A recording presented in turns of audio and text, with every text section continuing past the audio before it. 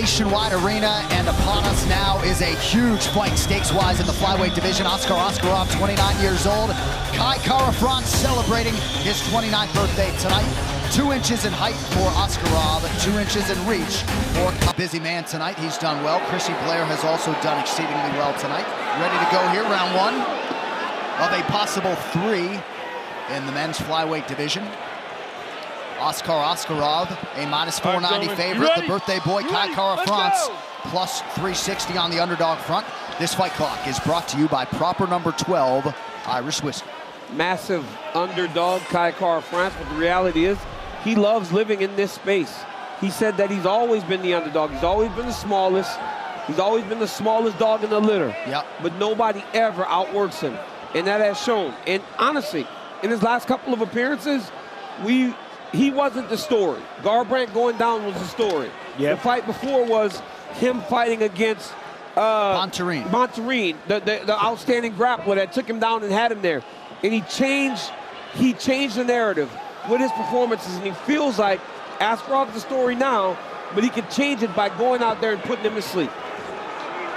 Askarov re-aggravated a wrist injury in his last fight. He was in line to fight Alex Perez July of last year, went to Vegas, and they immediately put him through wrist surgery, pretty invasive, so his layoff tonight dates to March of last year. And as I said on the walk, in that time, he has really improved, or at least he feels like he has. He's been very focused on working on the areas where he needed to get better so that he can truly make a run at a championship. Looks as though there will be a 4th meeting down the line between Davison Figueiredo and Brandon Moreno, but winner here could play in that mix. An early cut, by the way, for Askarov. And there it is, though. Great entry. And look at the balance, though. Look at that balance. You know why he did that? You know why Kara France did that? He did that because as Askarov tried to lift his leg, he knows he's going to kick. He knows he's going to kick his foot off from under. There it is. So by jumping up in the air, he didn't allow for him to get that kick to finish the takedown. And it was a great up kick, but unfortunately, down he goes, right into side control. I mean, this is a very dominant position early in the fight. Both guys are still dry, not too sweaty. So Kai's got to be careful. That left hand there is in danger. Askar knows exactly what he's doing here. Highly skilled in all of these positions. Spins round, controlling him. Still inside control, grabbing the neck. Trying to get one hook in. Oh, this is big for Askarov. 2 hooks are in. Yep, the body triangle is locked. Kai's got to really attack that right arm. That's the choke arm. If he allows Askarov to get that right arm free, he's going to find himself in trouble. Yeah, he's got to get baseball grip. 2 hands on one, lifted over the head. Beautiful job getting that lock off to the opposite side. Now he's got to try to use his feet to clear. That's a nice shot. That's good work. But we have seen Kai here before. Like we said about Monterrine, he was able to stay safe enough to get back to his feet and finish Monterrine. Kai's doing the right thing, though. He's staying nice and calm. That's rule number 1. Stay calm. Don't panic. You panic, you make stupid decisions. And stupid decisions lead to you getting choked out. And he's done a really good job of controlling the hand that chokes you. Yeah. And he did a really good job of getting back to his feet as well, even though he's carrying Askar like a backpack. Now he's going to try to use the octagon to help him with his defenses. Going to try and scrape him off using that fence. And for as dominant of a position as this is not easy on the legs. Correct. Trying to hold yourself up there. It's going to be causing quite a bit of pain for Askar right now. It's a very uncomfortable position. However, I'd still rather be Askar than Kara France right now. But look at this. He's going to pull that hand out with everything he's got. Now he switches to the 2-on-1. Did a great job separating the grip. But look at Askar just switching, pivoting, position to position, choke to choke. Fight those hands with everything you've got, Kai. Eugene Behrman trying to talk Kara France through the defensive positioning here. He's doing a really good job. This is not easy to do, especially when you're carrying another person's weight.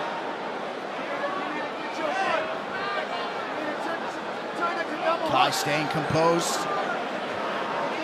Defending well. His cardio's outstanding. Shouldn't need to worry about that. I mean, he's got 30 seconds. 30 seconds to survive, then it starts and resets in round 2. Kai does It's a nasty elbow. Kai does a really good job of attacking hands and making sure that he addresses the one that can choke him out. Askar is so methodical. The way he set up the choke with the elbow, beautiful. Kara France will survive round 2 after this.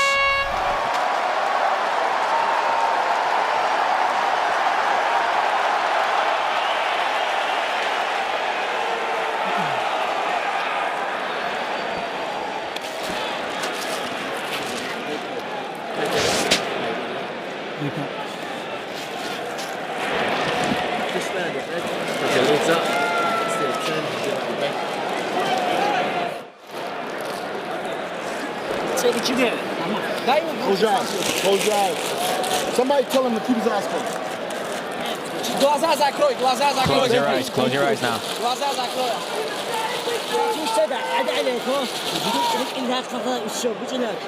İç doktor loktik gora.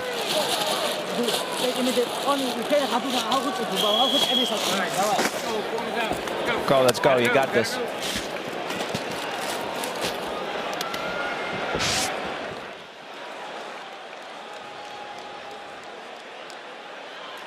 All right, our next pay-per-view event 2 weeks from tonight. UFC 273 in Jacksonville features 2 title fights. Volkanovski versus the Korean Zombie and Aljamain Sterling and Petr Yan in a bantamweight title unification. Also, Khamzat Chimaev and Gilbert Durinho Burns. It is April 9th, UFC 273 on ESPN Plus pay-per-view. A little chippy at the end of the round. Yeah. As Askar pushed him in the back, and Kara France looked at him like, hey, man. I love the reaction from Kai, though. Just kind of grinned when it ended as if say, all right, fair enough. You got me there. But what we're seeing so far is what he needs to do. Kai has got to be more aggressive because in round 1 he waited, and when he waited, that allowed Askar to shoot in, grab the single leg, and that was the beginning of the grappling transitions. If you wait there, if you stand there, that's what's going to happen again. He's going to try and put him on the back foot and be aggressive with the hands. Big right, now a short left from Kara France. Go again. Well, and Askarov is so committed offensively in these fights that there are going to be windows for Kara France. Yes, absolutely, John. And he's doing the right thing. He's allowing himself to get backed up against the fence, though. This is terrible for him. Nice elbow. He's going to get the whizzer with the left hand, fighting hard for that underhook. There's little things that Askarov does in these wrestling positions that Kara France just hasn't seen before. He went and level change, right? He didn't attack the legs. All he did was drop his lock to bring it back up around the body.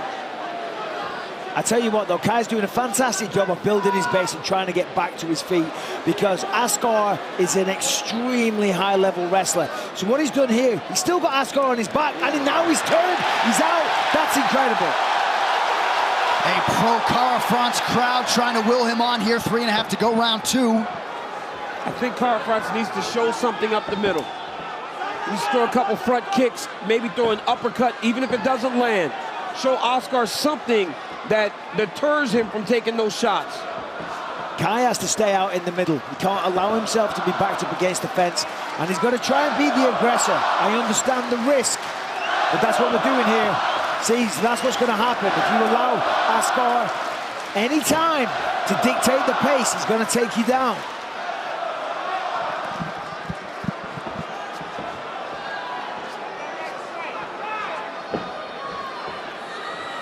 Just 2 significant strikes landed unofficially for Askarov.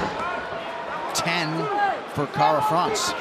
A tremendous amount of control time, though, yep. I'm sure. Certainly in round 1 anyway. Nice left-hand connection by the underdog. Now a jab. And honestly, for Askarov... Nice! Beautiful right-hand left hook, sorry, The smaller the amount of the significant strikes, the better. Because he wants this fight to be contested in his world, which is on the ground. Well, he's doing the right thing. He's putting Askar on the back foot, which is what you want to do against a wrestler. Controlled aggression, force him back, unload with the hands. Lots of feints, but look, he's slowly getting backed up against the fence here. And Askar's waiting for the right time to shoot. There it is, see? Paid for that back step, maybe not. And I think this is the evolution of wrestling in the game of fighting, is most people now don't just attack double legs. Guys have learned to attack doubles. You wrestle people on one leg and really test their balance and if they know how to truly defend takedowns. And right now, Kara France is doing a really good job of defending Askar's takedown. He defended that perfectly, and that was in the ground with a huge right hand. Whoa!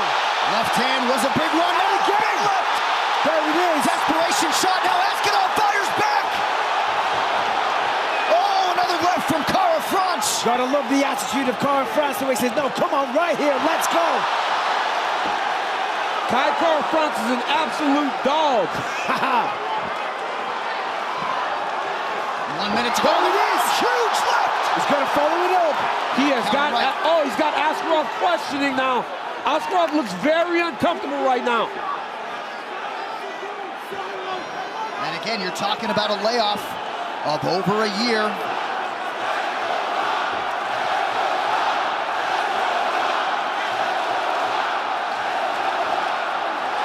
Nicely defended, perfect timing, and lands the uppercut. Wow. And Mike, he's having to shoot now off of his back foot. That's not really good for a wrestler. No. Because Kara France is attacking, because he's got him backing up. Every time Askarov tries to change levels and shoot, he sees it, and he's able to defend it. Well, you haven't got the strength in the penetration. You're moving backwards. Short time, guys. Inside leg kick for Kara France. Askarov evades that right hand. We got to fight, folks. 10 minutes down, 5 to go.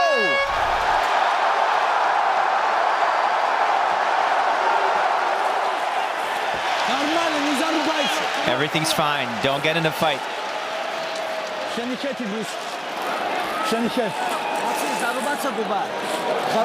Don't get in a fist fight.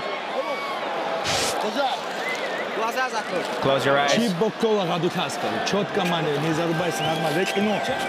Control yourself. Don't get in a fist fight. Massage his arms. Close your eyes, please. It's 1-1. We got 1-1. We got to take this round. He's running out of gas, car. Keep moving, baby. Keep moving. Keep moving. Keep moving.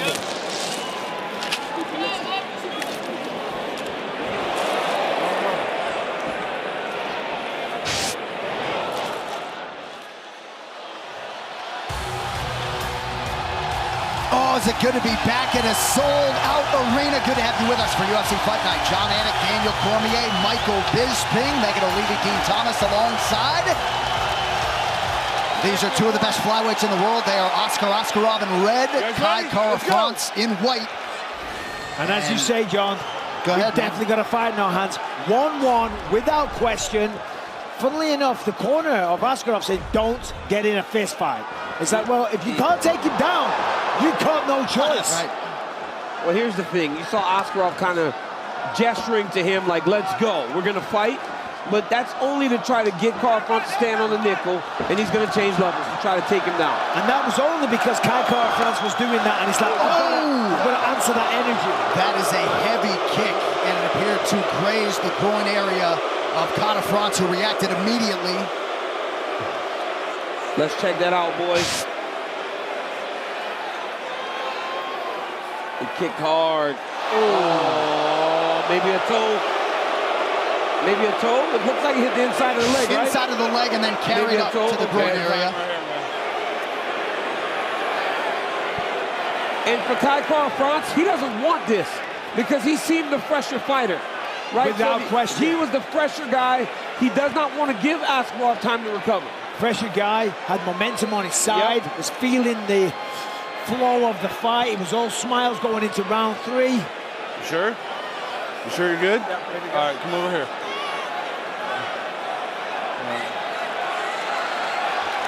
You guys ready? Be careful. Let's go. It happens, though.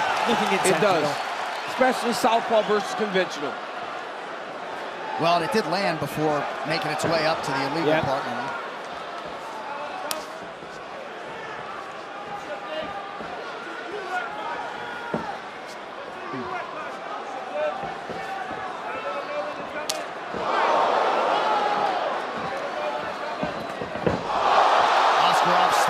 After going high with the kick, Kara France able to block it. Kai needs to be aware of where he's at, though. Look, he's backing up against the fence. Askarov is setting a trap. Nicely defended. And Askar, look at this, just totally relentless. But that's smarter by Kara France, getting to the edge. Yes. And attacking the lock. He's got to just attack the lock here. Still fairly safe. Askarov needs to move him forward, try to get him to the ground. Takedown defense is held up. Oh, body triangle now. We're right back to where we were in round one. This is bad for Kara France. I mean, that was very impressive how Askarov got that body triangle. Bro, while he was standing. No, he used the fence. It was, no, he didn't. Well, it's legal. That's very legal. Yeah. To push himself up to take the back. I'm saying, though, the agility to do so. Nice by Kara France. I mean, look at that. Look at the balance. Now Askar's got to try to change his level to get his hands locked. Kai's got to keep that underhook, though. He let go of it. No, it's okay. He's trying to force him to wrestle just a single. He was just trying to clear his hips.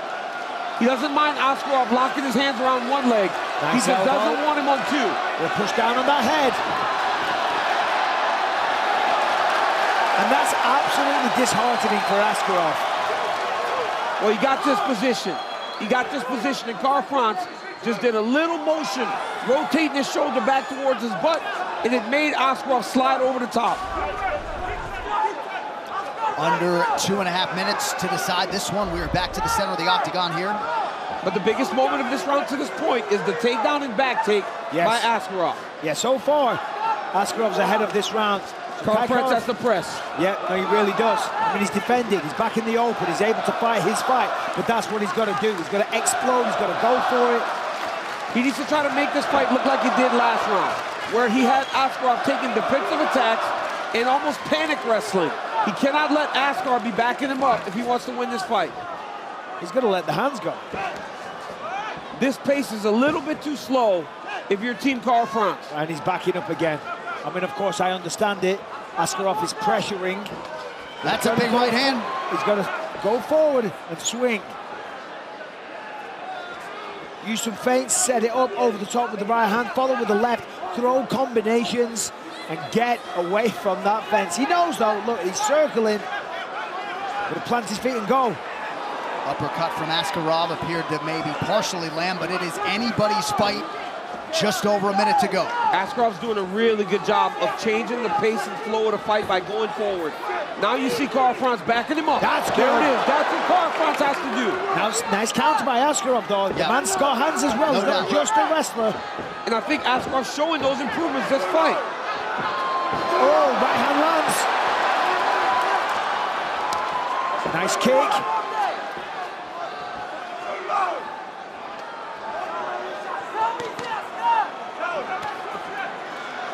Big miss there from Kara France. He's pressing the issue late. And that's exactly what he needed to do. He's got to get Askarov going back. But you see both of these guys very aware of how close this fight is. Both not willing to let go and give up the center of the octagon. So it could make for an interesting final 25 seconds. Double jab right hand would serve Kara France well. Nice defense there by Askarov, raising that left arm. Down the stretch we come. Everybody on their feet here at Nationwide. Late shot from Askarov. A smile from Kara France. Final shot. What a fight. Flyweights forever. Kara France and Askarov go the distance. The official decision coming up next from Columbus, Ohio. Own the glory with UFC Strike Video NFTs now featuring McGregor, Khabib, Anderson Silva, Juliana Pena, and more available now in the UFCstrike.com marketplace. All right, the official decision is in. Here's Bruce. Ladies and gentlemen, after 3 rounds, we go to the judges' scorecards for decision. All 3 judges score this contest 29-28 for the winner by unanimous decision.